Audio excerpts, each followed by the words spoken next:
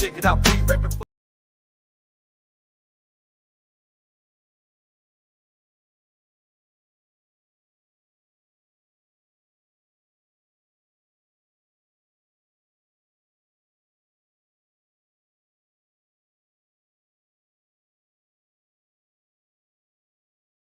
Yo, check it out, we rapping for the Texans. Put it in, Crenshaw Reds, reflexes. Houston rap style, we bringing the heat. Talking Texas football, nothing compete. Got the best podcast, the livest in the game. Wednesday nights, 8 p.m. Remember the name, we talking draft picks. We talking defense, we break it all down. No nonsense. H-Town with the Run Show, live on the mic, talking Texas football. Every Wednesday night, with special guests dropping knowledge, taking the stage. Oh, digging in Crenshaw Briggs, be holding it down in the H-Town, wiping it down. Talking touchdowns in H-Town. Houston culture, we holding it down. Talking news and rumors, keeping it real. No filter, we got the Texans appeal. In the Lone Star City, we're living it up. Talking all things Texas, we can't get enough. From the football field to the concrete jungle, we're ripping H-Town. Ain't nothing humble, bitch. Yo. Welcome to the Texans Fan Battle Podcast. I'm your host for tonight, Crenshaw. Got a special guest tonight, but before I introduce a special guest, I'm going to introduce you to my amazing trio. We got Mr. Bo Diggity 713. Say what's up to the folks. Hey, yo, what's good? Yeah, what's happening? I'm trying to fix my camera right now. Already. And we got my A1 since day one, Mr. Matthew Briggs. What up, everyone? Happy D'Amico Day, baby. Let's go. Happy D'Amico Day. Speak of D'Amico, we have an ex-teammate of D'Amico. We have Mr. Zac Diles. How we doing? How y'all doing, man? Thanks for having me on. Thanks for coming on, man. It's a pleasure, man. So let's get off into it, man. Coaches. So Bobby Slowick and Gerard Johnson stayed. Had a lot of Texans fans thinking they was going to leave, or at least one of them was going to leave. I'm gonna start with you, Zach. Did you pay attention to the Texans this year? Did you see the growth in Gerard, the growth in Bobby Slowick this year? I did. So I actually went out there to the alumni game this year when they played the Steelers.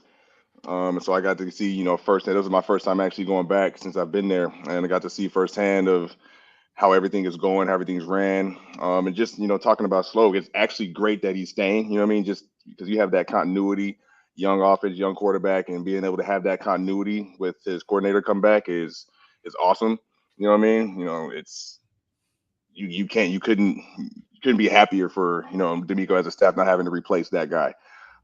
Defensively, they have a bunch of young studs on that team, man. Like, Will Anderson, Christian Harris. I mean, I like Henry Toa as well. Derek Stingley, the corner. So, I mean, just when you look at those young guys that they have as the nucleus of that defense and how good they were already and how good they are already, I mean, the future is bright for them, man. Like, it's been fun to watch. It was fun to watch to see them actually acclimate and pick up on what D'Amico's trying to teach them and take it onto the field. Already. Bo, what do you think of the guys getting an extension and going to be around at least one more year? What's that now? With the guys getting extensions? Yeah, I was talking to Bo. Bo, you hear me, Bo? Oh yeah, I can hear you. I can hear you. You went in and out. You talking about Gerard Johnson and Slowick, right? Bobby Slow, right? Talking about them? Yeah. I mean, what do you think about this continuity? Continuity, keeping everything the same. Not changing up too much, especially with a rookie quarterback that's going to go to his second year. It gives him a chance to have the offense on his belt, give him more time to understand the system and find out what he likes, what he doesn't like. So I think it's a good thing.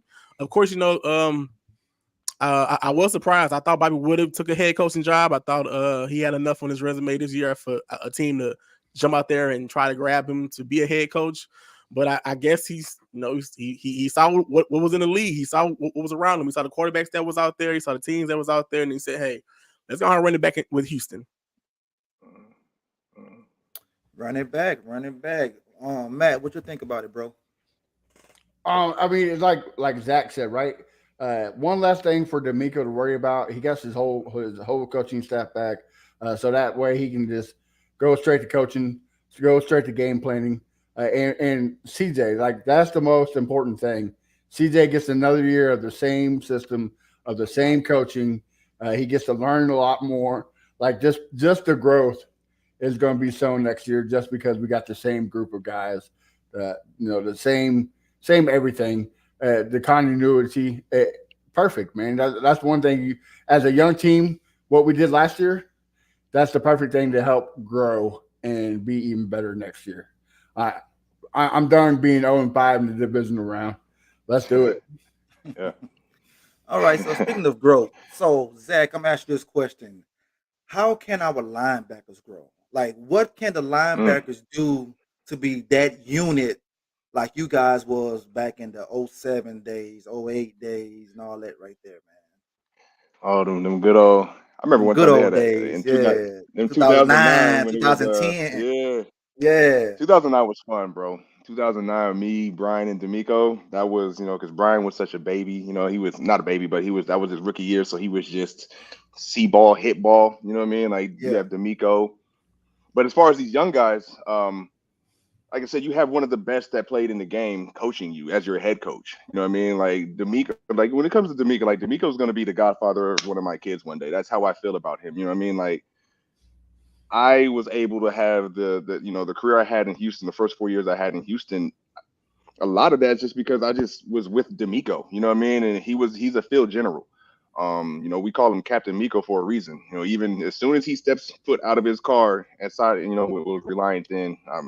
But it's Captain Miko. You know what I mean? It's no longer D'Amico, it's Captain Miko. That's how we felt. That's how we feel still about D'Amico. So as those young linebackers, I mean, you have one of the best to do it in the business, teaching you every day. So if you can, I mean, you see the clip of Christian Harris, I believe it was, the interception when you have D'Amico on the sideline, and by look, if you just when I saw that, it took me back to flashbacks of just being in meeting rooms and being sitting on the sideline with him, D'Amico, Johnny Holland, and hearing D'Amico like, yo, if you just sit right there, he's country, you know what I mean? He gonna throw it to you right there, and that's. I mean, he just knows. So he's so cerebral when it comes to the game. He's seen it all, you know what I mean, formation wise and everything of that nature. So it was just, for those young guys. I mean, because they're young. I mean, like even like Henry Toa, that's he didn't get a lot of playing, but he got sunburn this year. But you have to really just take heed to and buy into what he's saying, because he's trying to. I mean, look what he did in San Francisco. You know what I mean, with Warner and Greenlaw and all those guys. So it's like, look, this is what he does. So you're in the best position you could possibly be in if you're a young guy playing the linebacker position for the Houston Texans. Okay, so basically, when they say a leader of man, that's what D'Amico is, a leader of man. So let me ask you this question right here. Your defensive coordinator at Kansas State was Raheem Morris, correct? It was It was. It my senior was. my senior Your year. senior Yeah. year. Your senior year. All right. What did he do for you to help you get to the next level? Oh man, Raheem. I love me some Raheem, because he was so young at the time too. He was 29 years old. When he was a D coordinator at that time at Kansas State. So, and it was coming into my senior year. He gets there, and he put me under his wing, man. Like I remember on my 21st birthday, he hung out with me all day on my 21st birthday, because my birthday's in June. And you're in June in Manhattan, Kansas. There's nothing going on. You know what I mean? And so Raheem pulled up on me on my 21st birthday, and we literally kicked it all day. And that grew our relationship. And he's just one of those, because he brought in the Tampa 2 defense, right? He was coming from Tampa Bay. So when you have somebody from that, okay, you're in college and you have the aspirations to make it to the next level, and you have a coach that's been there, that was coaching with Derek Brooks, you know what I mean, and people of that nature in the NFL, you're like, shit, let me pay attention to what he's got going on, because I've seen Derek Brooks play the wheel and take, this is a guy who was coaching him, like, so just Right, having that right. kind of having that kind of a pedigree come in, you listen, you know what I mean, and he and I. He was, bro. We you respect it, you know what I mean? Because he knew how to push your buttons and get the best out of you. You know what I mean? One day it's like week 3. I mean, I don't know if I don't want to glorify this or anything like that, but just like his coaching style. And you have to be a certain kind of guy to be able to, to take this time. But me and him in the locker room was because it was a practice. I sprained my ankle playing a game, and so the following week I missed a Tuesday practice. Right, the trainers held me out of Tuesday practice, but Raheem went over something in that practice that he wanted me to see, and because I wasn't out there, I went out there the following day on Wednesday, and I messed it up. Yo, he was going off, and I'm like. We're because we're about to play Marshall. Marshall at the time, they had Ahmad Bradshaw. I forgot their quarterback, but they had a really athletic running quarterback, and they had the option. So he wanted me to go inside out on the option, and I over anyway. So we get into the locker room after practice. He's going off on me, down and off. So we going back and forth in the locker room. But the way, what I mean, he just did it to get the best out of you. You know what I'm saying? It was just weird. But that also grew our relationship because I went out there that Saturday. And they ran that play, and I because of that moment on Wednesday, I made that play for a tackle for like a 5-yard loss coming inside out on that play, and on that option play. So Raheem, he, like I said, having guys like Raheem in that locker room my senior year, bringing that Tampa 2 defense, was perfect for me playing Mike linebacker, and just having the knowledge that he had, it was easy to lock in, and tap in and listen. So Atlanta got himself a head coach then, huh? Oh, yeah. Because even I was in Tampa with him when he was a head coach, right? So my 5th year playing, after I left Houston, I ended up in Tampa when he was a head coach there. And again, he's just young. The whole team was young. There was a lot going on. But Atlanta at this point, this is because he was already in Atlanta a few years prior. As their D coordinator. Then he came over here to Los Angeles. So going back, he's familiar with Atlanta. He's familiar with Arthur Blank. There's that continuity there again.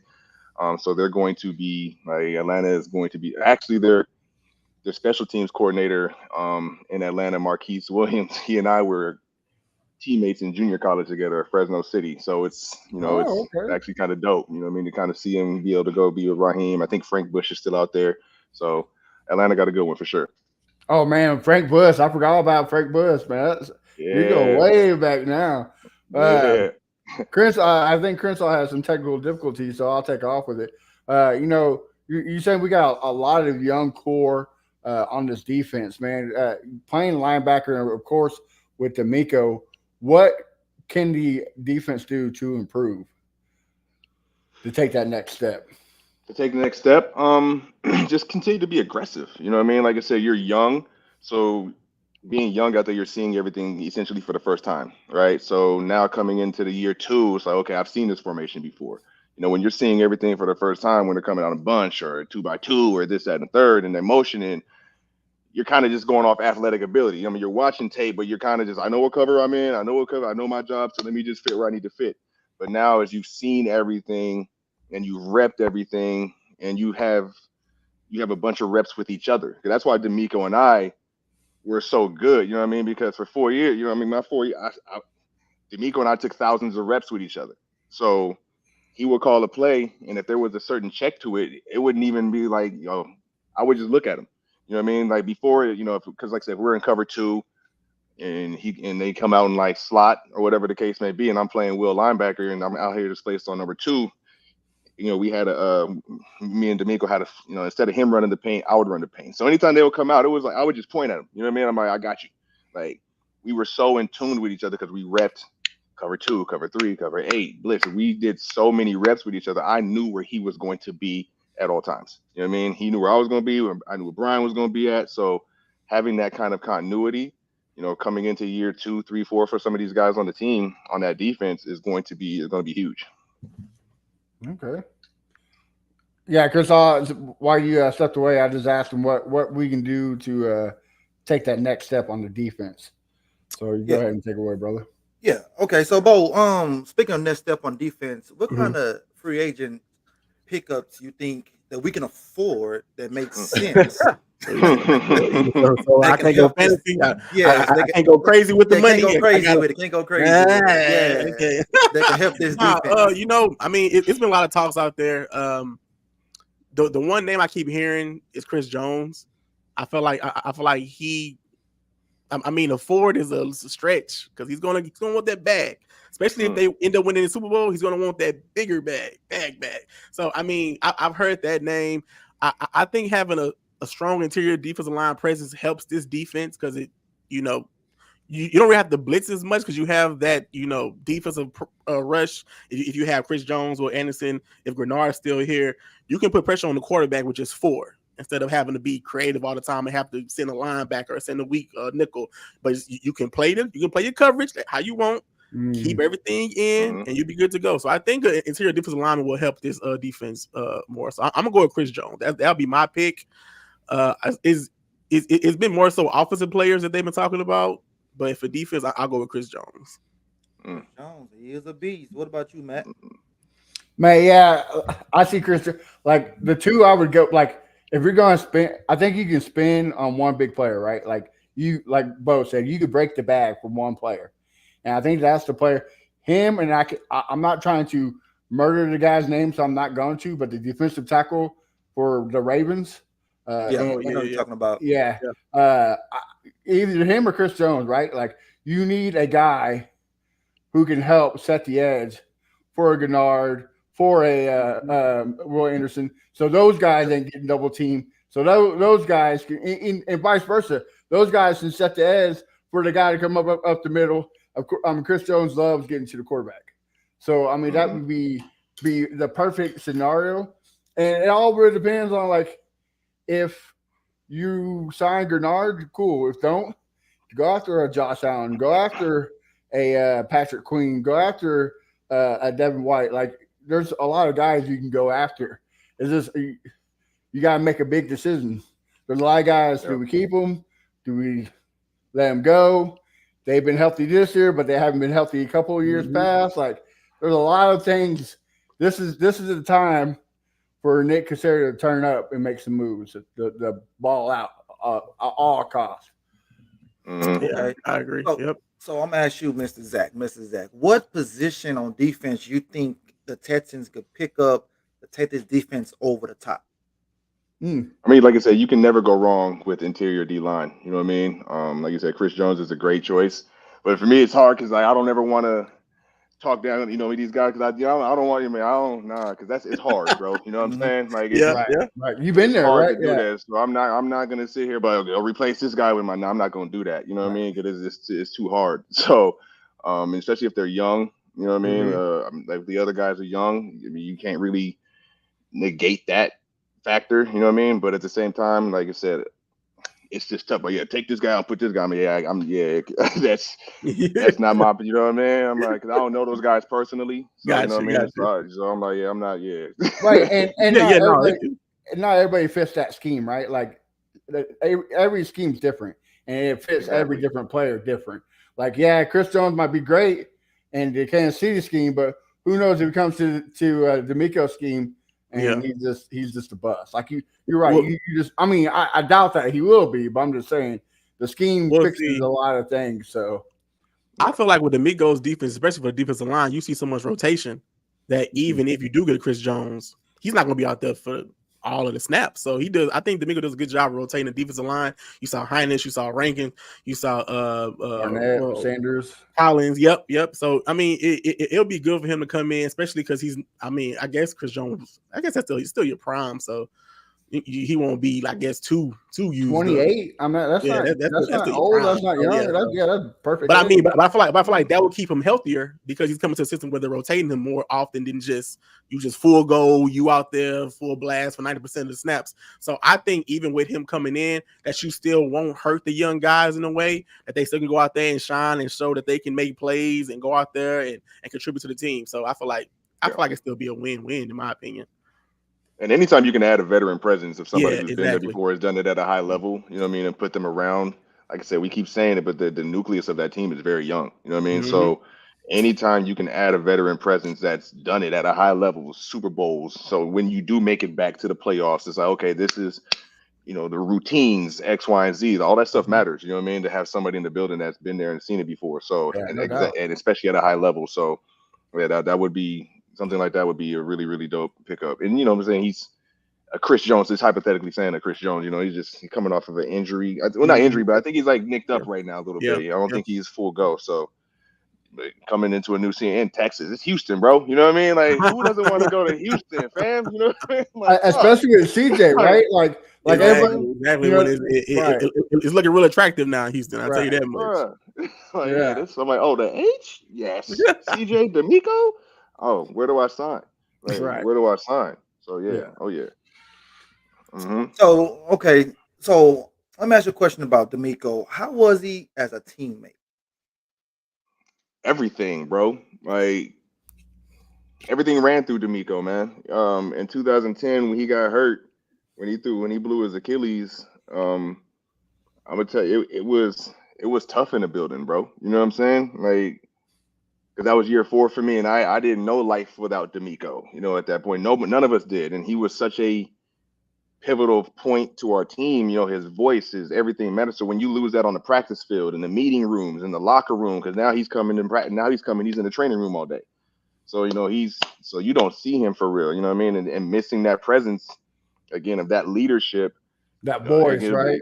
That voice, because now again, I'm year 4. You got Brian year 2 coming off as a suspension. Everybody, all of the rest of us were young. You know what I mean? Even not saying D'Amico was old, but he had that old presence about him. Like he controlled everything. You know what I'm saying? So, I said, not to cut you off, but we had Matt Schaub on, and he's like, even when he was a rookie, we had grown men calling a rookie captain just because of his presence, just because of his voice and how he handled his demeanor and his his behavior. So I see where you're going that way.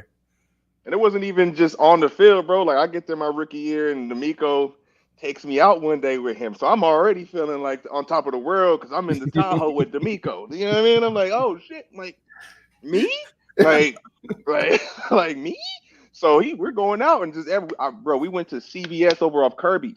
Like, we go in there and D'Amico. I was like, what the they you know what I mean? Everywhere we went that night, bro, because we went out for, had some good, everywhere we went, it was everybody knew D'Amico. This is going into year 2, you know what I mean, for him and my rookie year. And just seeing that as a rookie, I'm a 7th round pick, and I'm with D'Amico Ryans, the rookie of the year, and he's, like I said, D'Amico took me under his wing early, and I couldn't be, you know what I mean? That was pivotal for me, you know what I mean? Because that's who I'm learning from. Like, I get to learn from this guy who graduated from Alabama, summa cum laude. You know what I mean? It's like, I don't think people understand that. Like, D'Amico was on billboards in you know what I mean, Alabama. You know what I mean? Because he graduated 4.0 GPAs, and like, he's that guy. You know what I mean? So, just like I said, just to be able to play with him, and like I said, just to see the way, like you said, leader of men, like, and the standard. And you knew the standard. That's why I'm like, if I'm out here playing next to him, I'm not about to mess this up. You know what I mean? Because it's that important to me, not to, you know what I mean? It was to everybody. Right. It was important to everybody. You know what I mean? So yeah, he's really like that. So basically during that time, you can see that one day he was going to be a head coach. Oh, 100%. Like I said, even in the meeting rooms, sometimes, Johnny and Rob, D'Amico's going in there, he'd be in the meetings running, you know what I mean? He's just, you could see he was always, I'm not going to say like D'Amico was the most athletic individual in the world, you know what I mean? But he always was where he needed to be. You know what I'm saying? It's like, damn, how did you? And then he was his leverage, bro, how low he could get in his point of, like, I mean, because he's 6'2", but when he's striking somebody, you 5'2". Like, how did you get down to here to hit this? Like, and just, so his technique but the way he saw the game, how smart he was, and just how he would be able to decipher through a play and through a formation, do this, do that, and get everybody in line. And like I said, and still do his job at a very high level. Like I said, just being around that standard, it's like, yo, okay, if this is what he's doing, and if I want to be out here, I better get up on what he's on. You know what I mean? Because I like it out here, and I like playing with him, and I don't want him mad at me. So you know what I mean? It's like, I don't want him mad at me. Like, Coach, like, Johnny, I love you. I ain't really worried about you being mad at me, bro. I don't want D'Amico mad at me, man. You know what I'm saying? Like, cool, love you. But I don't want 5'9" mad at me, dog, because I got to deal with, like, I'm out, like, nah, man. So it was like that. You know what I mean? Yeah, so we got a couple of comments from our fans. The you played kind of in the same system when you're in Houston that they run now. Would a safety be beneficial, even with the growth of Petrie, and you don't know what's going to happen with Jimmy Ward with him being injured and his contract would be up. You think safety be a smart route to go? Oh yeah, man, I like Petrie. Yeah, I like Petrie. Yeah, Petrie, I like him. But yeah, 100%. Like I said, if you can get a field general on the back end, because Mm-hmm. safeties are the ones who are really the ones making the call. You know what I mean? D'Amico's calling, the linebacker, we're gonna make it, but the safety's the one down left, down right. They're the ones telling you where because if you don't know where he's at, like it's harder for me to do my job. So if you have like I said, a vocal safety, like we had Bernard Pollard. You know what I'm Ooh, saying? And yeah, Bernard he is is. gonna let you know Yeah. where he's like, you know what I mean? Like I'm like, oh, Yeah. like, I know where he's at. yeah, you know what I mean? Like, Yeah, like, I think that's okay, you why know what I mean? Jimmy was so valuable at the time because he was already coming from that system with D'Amico, so he knew where to put people if they went in the right spot. He say, "Hey, Petrie, you got him. Hey, you got him, Steen. You got him, Nelson." So when he wasn't out there, you saw it was kind of like a disconnect, especially with Petrie. Sometimes he would I don't want to say bite on double move, but you could see he was trying to take some chances that probably shouldn't have. And before you know it, the ball go behind you, and Amari Cooper has XYZ numbers. So I think, but also I feel like it was Petrie first year too in the system. So I think him having another year in the D'Amico Ryan system under his belt and going through the off season, reading the keys and all that stuff would do a lot him a lot of good. So and you gotta think about it. And oh my bad. No, go ahead. And you gotta think about it. They're winning now, so that when you're coming into an off season and you feel good. You know what I mean? And we made it to the playoff, we're winning, and you're that young, you're energized. You know what I mean? You want to get better. You know what I mean? Like this off season, I'm sure these guys are probably working out with each other before OTA started. Yo, let's meet up here, go do this. Because now, I mean, you're gonna be sitting here watching the Super Bowl and see Travis Kelce and Pat Mahomes doing this shit for the fifth time or fifth time in fight. So it's like, yo, we was right there. You know what I mean? It's like, so like being in that kind of an atmosphere and knowing you have a nucleus to be able to win at a high level. It's like, yo, even like I'm hungry. You know what I mean? I wanted to, like, coach, you ain't got to tell me nothing. You know what I mean? Especially now that there's that continuity of having your coordinators back as well. Like, I don't have to learn new verbiage. I'm coming in here through OTAs and I already know what you want. And now it's up to me to get better and learn and work on the things I need to work on to up my game. You know what I mean? And when you're winning, it's a lot easier to do that. So I think, you know what I mean, that's gonna be huge for them. And like you've been saying pretty much this whole podcast, he gets another year with D'Amico, right? Like he gets gets a bias. Hey man, instead of biting there, stay back, fall back a couple steps, and instead of doing this, do that. So just another year of being around, like you said, being around greatness. Iron sharpens iron at the end of the day. So that just helps his potential even more. So like having a head coach that played the game is huge, bro. You know what I mean? Because they know exactly, they know what you're feeling, what you're going through on and off the field, how you feel after a game on Sunday. Like you walk in and be on Monday, like I know how you feel. You know what I mean? Like I know what's going on off the field. How's your family doing? You know what I mean? And being able to see, like being in meeting room, being able to see the right things and ask the right questions and things like that. It's that kind of stuff is invaluable. You know what I mean? So like being able to be in that locker room and that environment as any player, having that kind of structure, and like I know the culture that D'Amico's bring. I mean, you can see how fun they have. You know what I mean? It's like that culture, and it's just now starting to brew. You know what I mean? It's like, oh, they just starting. Like, yeah. I'm sorry. Go ahead. No. Do you think? No, I was just saying how, like, I guess you're right. It should feel refreshing, and I know players who have a head coach that was once a player, you got to feel amazing about it. It's kind of like in the workforce. If you have a supervisor that never did your job, how can this person tell me how to do my job? But you got a head coach who played the game, who's seen the field, how I seen the field at a high level too, at a right? high level. Yeah. So you respect them. So I feel like when the players come into Houston, they're like, okay, he ain't just talking, he did it. He did it. And I feel so bad. So when I was there for the Steelers game, after the game, this is like the level of confidence, even like CJ, bro. So I'm in the locker room after the game. You know what I mean? I go up to CJ, and I'm just, because they're so young and I see how they're doing, how they're progressing. I just go up to him like, yo, like, man, yo, about 2 years. I mean, like next year, but yo, y'all going to be. And he looked at me, he was like, yo, this year. I was like, oh, I was like, I was like, no disrespect, brother. You know what I mean? I wasn't trying to disrespect. You know what I mean? It was like, I just meant because y'all are young and I'm in here trying to explain myself because he looked me dead in my face. It was like, nah, this year. I mean, I didn't mean it was no disrespect, fam. You know what I mean? I was like, I don't believe tell that me because so. even on the McAfee show, Yeah, he said, he calling us out. You can see in his face, CJ face, like, don't call us out, man. Don't just say because we young we can't do anything. So I mean, did you see that clip? I didn't see that one. No. So Pat's crew had Stephen A. Smith, and Stephen A. Smith said there's no way that the Texans are going to beat the Browns, and the Browns are the only threat to the Ravens. And so CJ came on right after, and they're like, "Hey, yeah, so apparently you have no chance, no chance against the Browns." And all CJ says, "Okay, bet." That's all he says. That's all he said. Shook his head. All right. All right, bet. 45 later.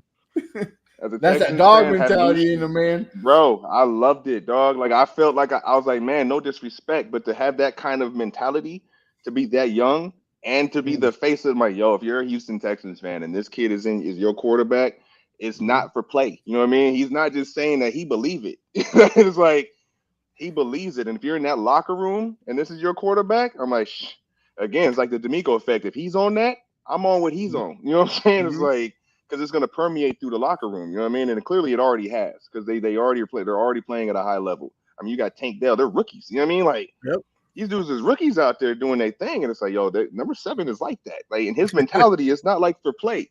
And it's not like you're seeing this stuff on TV in every interview he's saying he's like, nah, he really. He about that. This is really, he's really like that. You know what I mean? So like, I felt like I was like, no disrespect, brother. He looked me dead in my eye, bro. Got me up. Was like, nah, man. This year I was like, oh shit.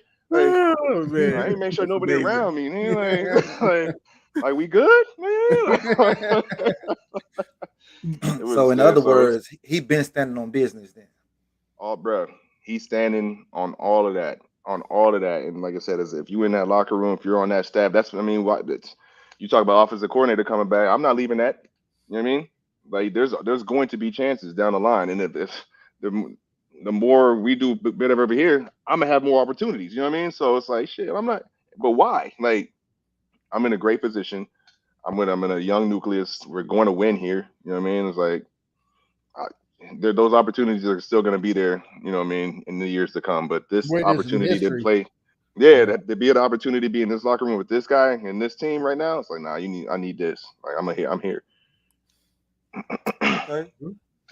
Bo, you got anything else before we go to who is Zac Diles?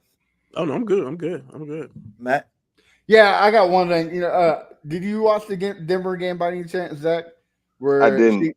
Okay, well, there's a play where it was in the intro where Singleton and CJ, the play got blown dead, and Singleton kept driving at CJ and pushing around, and CJ got in his face and said, "I'm standing on business." Now, you being on the same level as he was, does that hype you up on the defense? Like, oh, my quarterback is dog. Like, let's get it. Let's go out there. Right. I'm throwing balls, dog. I'm coming through. Like, next series. Like, I hope they run a power. You know what I mean? Like a lead week. Man, like, oh, what are they on? Like, shit, say less. Like, sorry, Russell Wilson, you're getting hit a little harder there, guy. Like, I'm gonna touch you up. Like, we're gonna trade some paint out here today, we trading some paint. You know what I mean? Like, it's gonna be. It's like I said, that permeates through the team. Like when that's your leader and they have that kind of an attitude and that kind of confidence, it's if it doesn't get you amped up as another guy, like you in the wrong profession, brother. You know what I mean? It's like you just ain't for you, bro. You know what I mean? If you can't get on you know what I'm saying? Like, hey, make some moves, baby. Like, so you're wasting a roster spot. Like you got to know. Like, get him up out of here real quick. Get something like, hey man, like hey, we trying to get something. We trying to do something. So hell yeah, it's the sky's bright. The future's bright for them, man. For real. That's what we love to hear, because we had our dark days the last 3 years. So I'm glad that the sky is bright, future is bright, and let's get it. Man. All right, and hot. Training camps out there, hot. Yeah. Hot as hell. So, all right, we're going to get to a fan favorite segment called Who is Whoever we have guests for tonight. And tonight is you, Mr. Zac Diles. So we're going to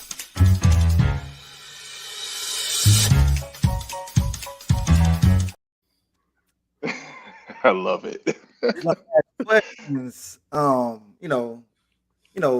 you, and hopefully you can answer them. If you can't, let us know you can't Oh answer. yeah, yeah, yeah, 100%. All right. So I'm gonna start off. I'm gonna ask, how did the love and listings come about? Yeah. Oh man, love and listings, fam. You know what? It low key kind of just fell in my lap.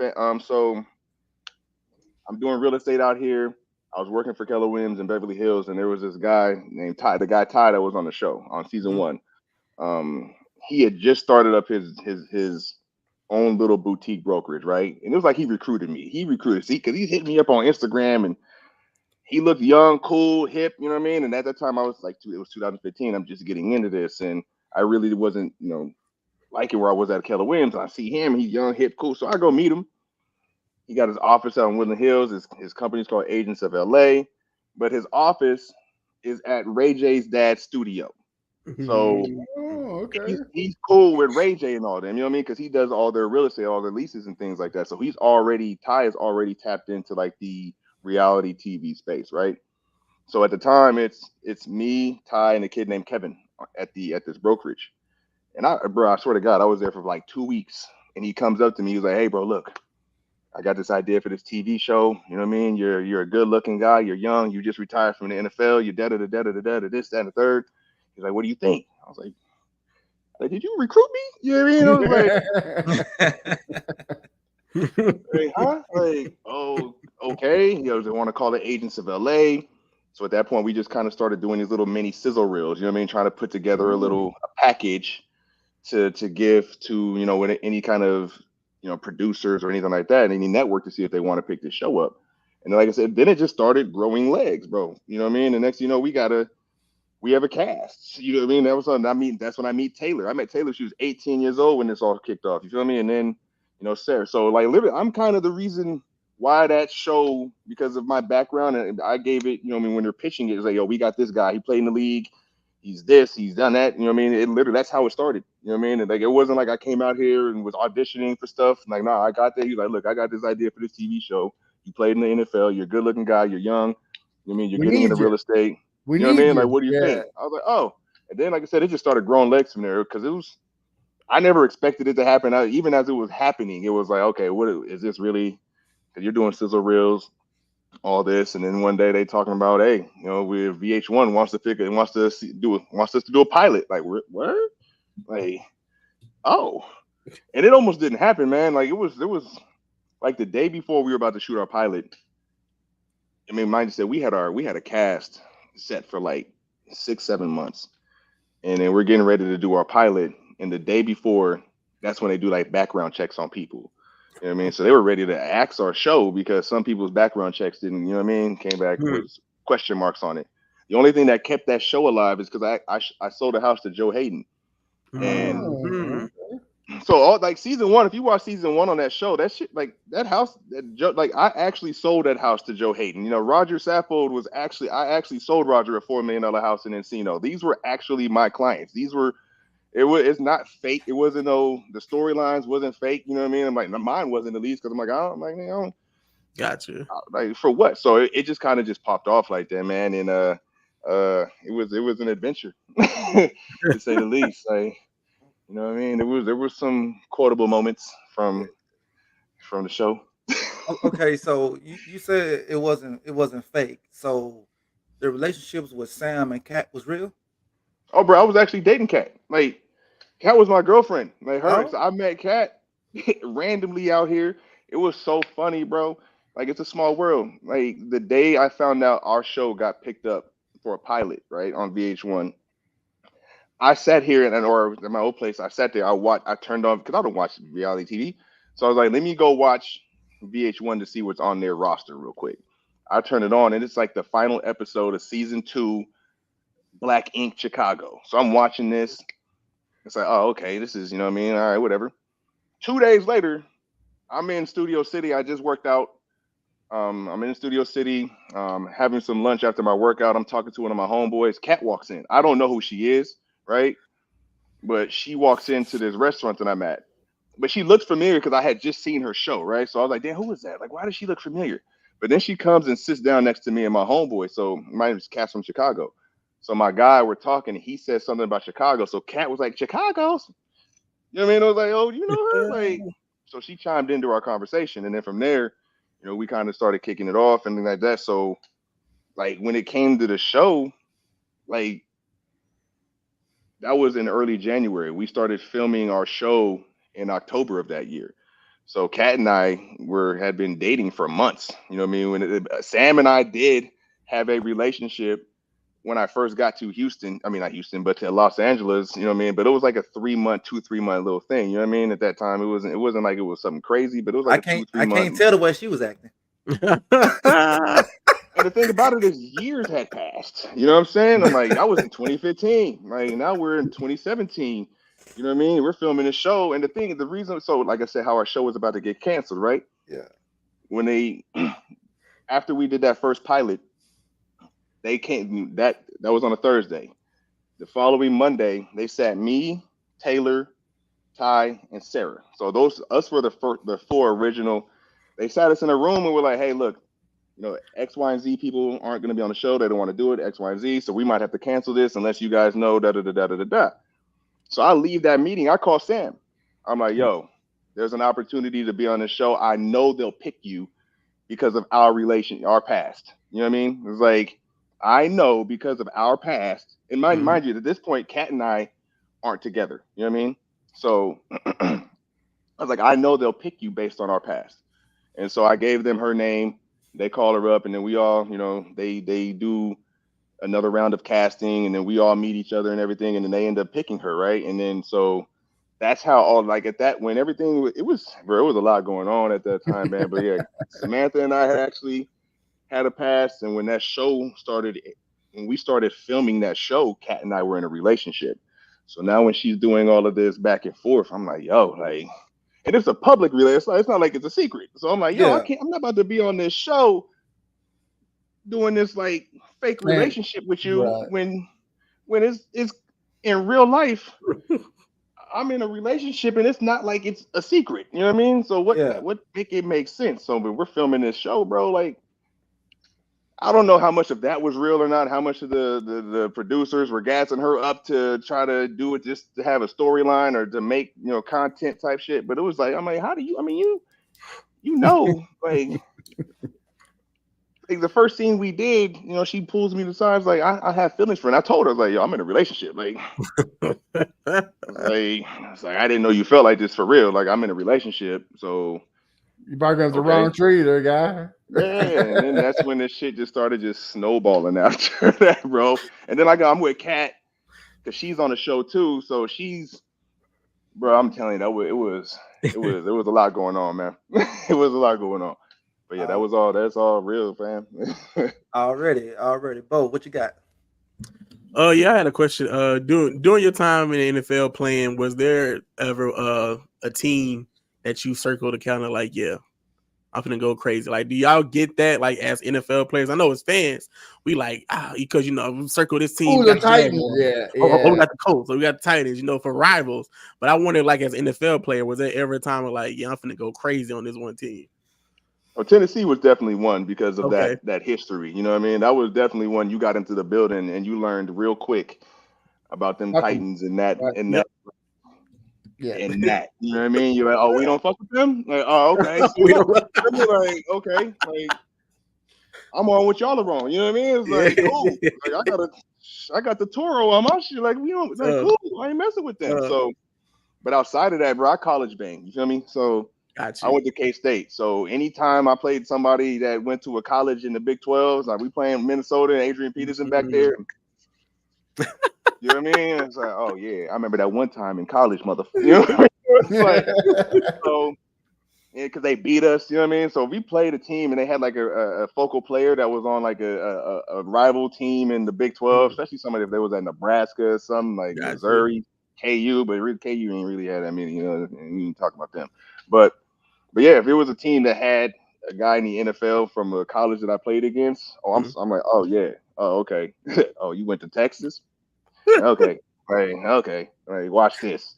But outside of that, it was the Titans, bro. It was the Titans for Okay, sure. okay, cool. Okay, my last question would be, so with that being said about the rivals, how does that then change when you go to NFL and you got a teammate now on your NFL team that was a rival in college? How do you break that out? Because I think it's so funny that with CJ and Nico, they have like a little Ohio State Michigan feud back and forth.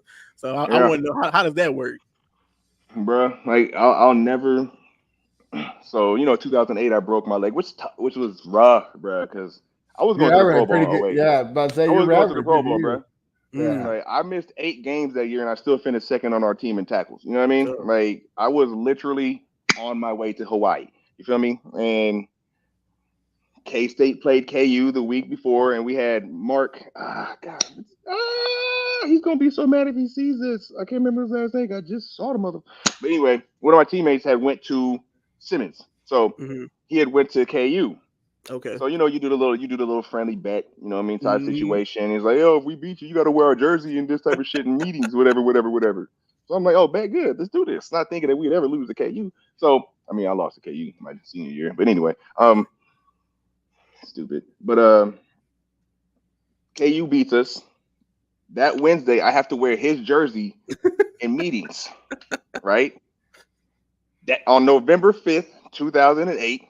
On that same Wednesday, I go out there and snap my leg in half at practice. You know what I mean? So I will never again. It's all the Jayhawk, bro. Jayhawk. I was like, I can't believe you got this on me, motherfucker. Like, you know what I mean? It's like, I snap my shit in half, bro. Like, and that's the only thing I wear that damn KU jersey this morning. Like, the one day I wear a KU jersey. So I will never again, bro. Gotcha. I will never again. You know what I'm saying? Like, nah, we ain't never. Nah, I ain't putting. Nah, like, nah. So that was but then you have a lot of Texas guys like I was born in Texas, right? So I was born in Abilene, Texas. So I was just raised in California, right? So Texas, it was one of those things. If I had grown up, I probably would have been a Longhorn. You know what I mean? Like, it just is what it is. So a lot of those guys, we had Casey Studdard on the team. Me and Casey still talk to this. I talked to him like 2 days ago. You know what I mean? And Chris Obenaya is on the team. Obi, you know what I mean? And so it's when you get in that kind of atmosphere together, you just talk shit to each other. You know what I mean? It's like, especially Texas, because we beat them my senior year at K-State the year after they won the national championship. So I was like, I ain't never lost to y'all, brother. Like, you can talk to everybody else in here, man. But when it comes to me, you don't say nothing to me. I was like, I don't want to hear nothing about no Texas in here. You know what I mean? Like, nah. Well, we won the national championship last year. We ain't play you. I ain't played you. I mean, I don't know, man. Like, I know when we played you, like, we got that done. Like, yeah, man, I'm 1-0 versus Texas. That's all I know. You know what I mean?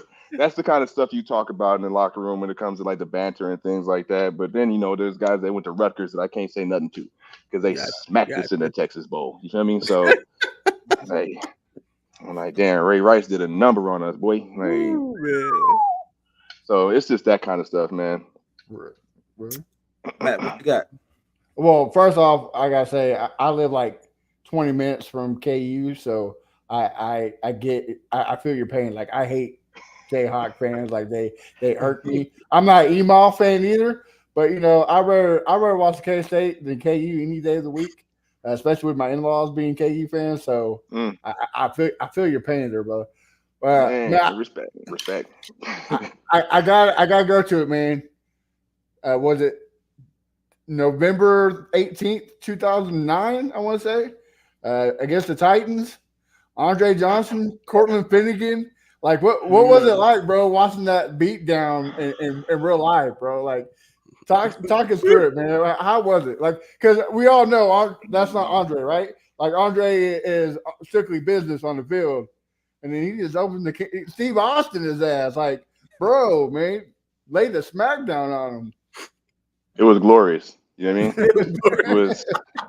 It was everything. Because I don't think people understand, like, that was like round 2. Because we had played in Tennessee, and Andre and Cortland had got into some shit. Like, Cortland, bro, and it was on our sideline. So Cortland was up underneath our bench. You know what I'm saying? Like, but at that point, Andre was, because when he got into our sideline, that was us. We jumped on. You know what I mean? He was. I I remember after the scuffle happened, I'm on the sideline. I'm sitting at the thing. You know, we had Jacques Reeves on the team at that time, and Jacques comes sits next to me, bro. I swear to God, this motherfucker, he comes sits next to me. He's like, "Yo, ZD," and he opens up his hand, and he has like this cotton ball size nug of like red hair in his hand. I'm like, wait. I'm like, did you plug him? I was like, yo. I'm like, you plugged him. Like, I'm like, bro, he opened up his hand and he had like a little like a cotton ball size. Cause you know, Cortland had that like a little fro. You know what I mean? The little fro. Yeah. So he had like, he was like, yo, look at this. And I'm like, I looked at him like, no, you didn't. Like, no, you didn't. Like, yo, how? He don't feel that? You know what I mean? Like that, how did he not feel you do that? So that year, when that happened in Houston, bro, you gotta think the play before him and Cortland were going at it. Mm-hmm. So we on the sideline now, we looking at this, you know what I mean? I'm ready to nigga, I'm click, like what? So that play happens, bro, and Cortland, I think Vontae or somebody was saying something to him on the sideline, bro, and Cortland, he getting that sprinter stance right before the play. Because before the play, he's in his little DB stance, and then right before the snap, he getting that sprinter stance, and he says, and just go straight into Drake. You know what I mean? And at that, because he was the play before they was at, and then we talking to him, and I think he even looked at, he was like, "Oh yeah, watch this," and then got that sprinter stand and that you know what I mean? And then from there, like to see Dre go into Dre mode like that, like because Dre, like you said, he's a gentle giant, bro. Like Dre don't talk much. He ain't got much to say. He don't. And I love that about him. You know what I mean? He just comes, does his job. He's Dre, bro. Dre is, you know what I mean? When I have kids, I'm like, I played with Andre Johnson. That's all you need to know. Like, I call him Drady. You know what I mean? Because it's Dre 80, Drady, motherfucker. You know what I mean? I was like, yo, Drady, what up, baby?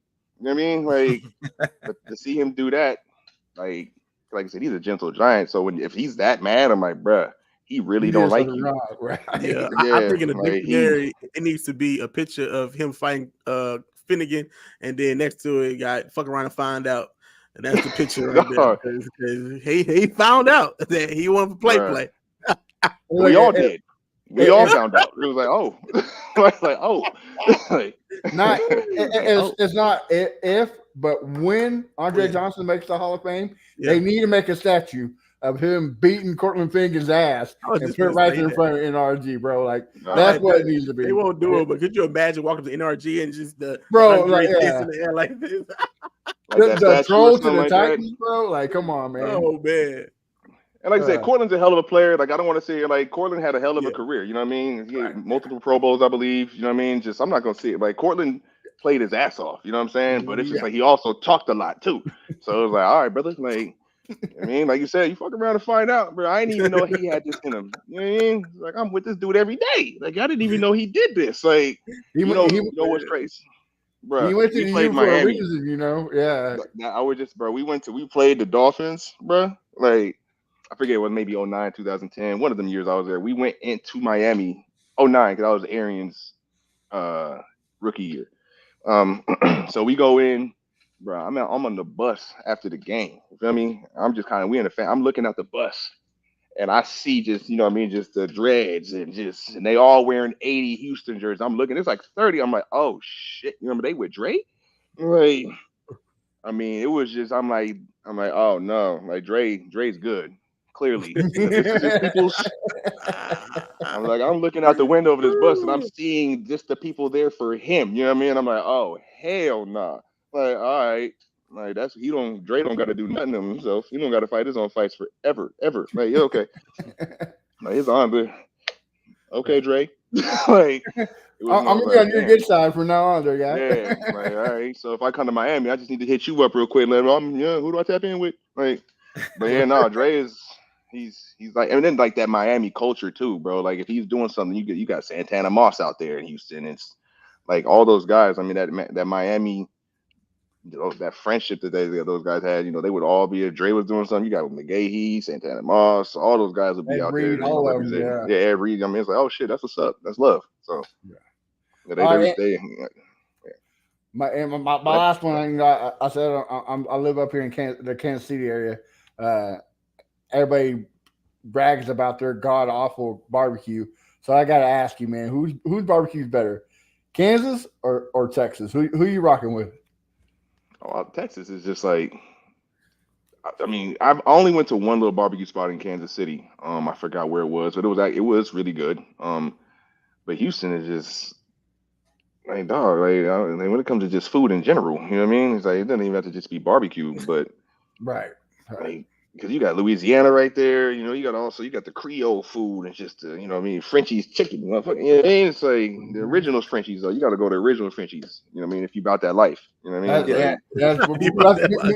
me and Chris have said it all the time. Yeah, You got to go Frenchies, at high you noon if want you to go ain't. out. Go at high noon. Go early if you ain't. Yeah, you know what I mean? It's like if you about that life, take your ass to Third Ward, go to that original Frenchie, but you better go to Kirby real quick. But you know, what I mean, it comes to like, but yeah, no, but the barbecue food, like I only had it once, maybe once or twice out there, because in Manhattan, you know, what I mean, when Yeah. at K State, you're in Manhattan, you're not really, it's in the middle of nowhere for real. So, but in Kansas City, I was out there for one off season with the Chiefs, and I was able to have some barbecue out there, and it was good. But I think Houston, but I think it might be biased, honestly, but I think Houston has the better food. Yeah, I've been to Manhattan for a couple parties. You're right, man. Ain't nothing there, bro. Ain't nothing. But the women, I've been, a different story. But that's just I plead the fifth. you I plead the fifth. know. And I plead the fifth.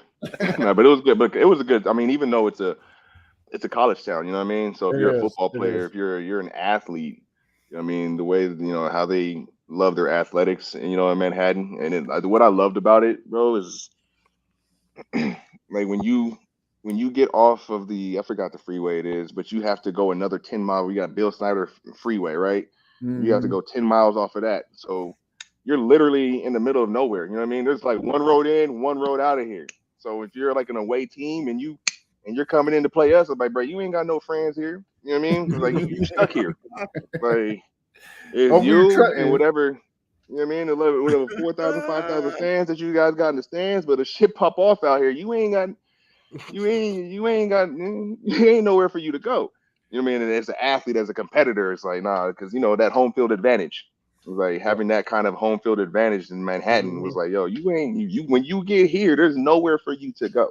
You know what I mean? You dealing with us today. So like yeah, Manhattan, I loved it out there, bro. I'm a K State. I love that place, bro. Like yeah, so K State it's my alma mater. You know what I mean? So of course, but yeah, it was cool.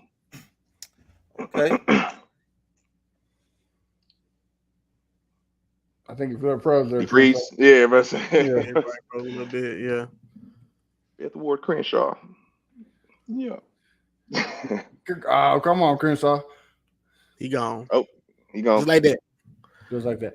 Well, Y'all can hear me? Y'all hear me? Yeah. Yeah, yeah. yeah. Okay, Yeah, damn, I yeah. don't know. Something wrong with the Wi-Fi, bro. My bad. But anyways, okay. So this is a part of the show that we hate, man. It's the end. But Zach, man, tell the viewers, the fans where they can find you, what you got coming up, what you doing, all that shit.